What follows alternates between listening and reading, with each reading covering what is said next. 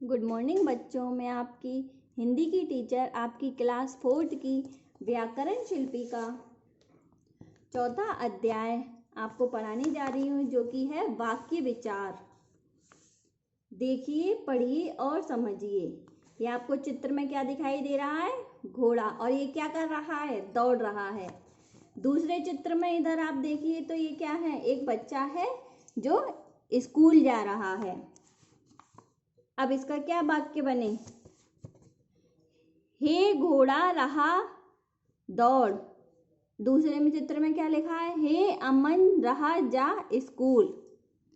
बच्चों, क्या आप उपयुक्त दिए गए शब्द समूह के अर्थ समझ रहे हैं? यानी आप इन वाक्यों के अर्थ को समझ रहे हैं? नहीं समझ में आ रहा? निश्चित रूप से नहीं, क्योंकि ये शब्दों का समूह कोई अर्थ स्पष्ट नहीं कर पा रहा।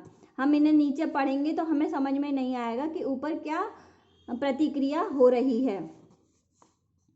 अब इन्हें निम्न प्रकार पढ़िए।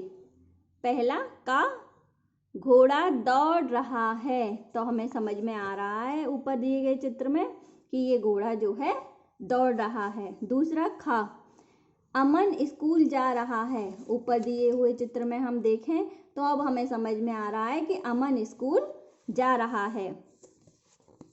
अब आप इन शब्द समूहों का अर्थ समझ गए होंगे, क्योंकि इन शब्दों को क्रमबद्ध रूप से रखा गया है। क्रमबद्ध रूप से मीन्स जहां इनकी जरूरत है वहां इन्हें लिखा गया है। इन शब्दों को अमन की लिखने की जहां जरूरत थी वहां लिखा गया, स्कूल को जहां जरूरत थी वहां लिखा गया है, जा को, रहा को, हा को, इन सबको क्रमबद्ध तरीके से लिखा हुआ है।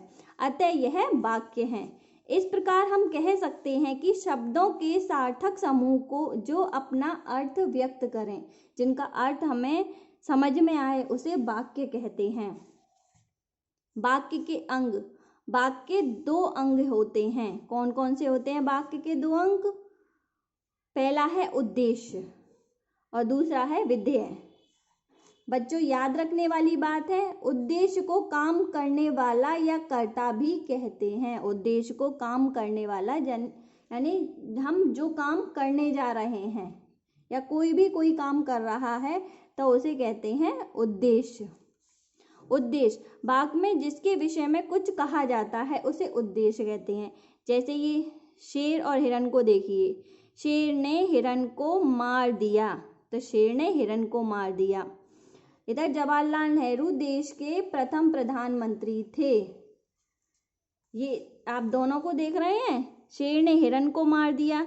यह किसी वाक्य जिसके विशेष कुछ कहा जाता है, इसके बारे में कहा जाएगा शेर ने हिरण को मार दिया। उसी प्रकार जवाहरलाल नेहरू के बारे में कहा जा रहा है कि यह देश के प्रथम प्रधानमंत्री थे। उपयुक्त वाक्यों से शेर के विषय में बताया गया है कि उसने हिरण को मार दिया। हिरण को शेर ने मार दिया। तथा जवाहरलाल नेहरू के विषय में बताया गया है कि वह देश के प्रथम प्रधानमंत्री थे। शेर तथा जवाहरलाल नेहरू उद्देश्य या कर्ता हैं, क्योंकि जिनके बारे में हमें जानकारी, इधर शेर है और दूसरे में जवाहरलाल नेहरू, इनके बारे में हमें जानकारी दी जा रही है। विधेय उद्देश्य के विषय में जो कुछ कहा जाता है उसे विधेय कहते हैं। जैसे उपयुक्त वाक्यों में हिरण को मार दिया शेर के विषय में कहा गया है, तथा देश के प्रथम प्रधानमंत्री थे, यह जवाहरलाल नेहरू जी के विषय में कहा गया है। अतः हिरण को मार दिया तथा देश के प्रधानमंत्री थे, ये वाक्य के विधेय हैं। मतलब ये वाक्य को बता रहे हैं, आगे पूरा कर रहे हैं। शब्दों के सार्थक मेल को वाक्य कहते हैं। वाक्य के दो अंग होते हैं, उद्देश्य और विधेय।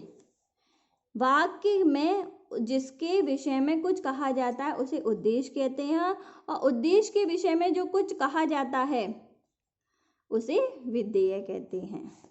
बच्चों, कुछ ही आपके प्रश्न उत्तर दिए गए हैं जो कि आपको आपके साप्ताहिक गृह कार्य में दे दिए जाएंगे। धन्यवाद।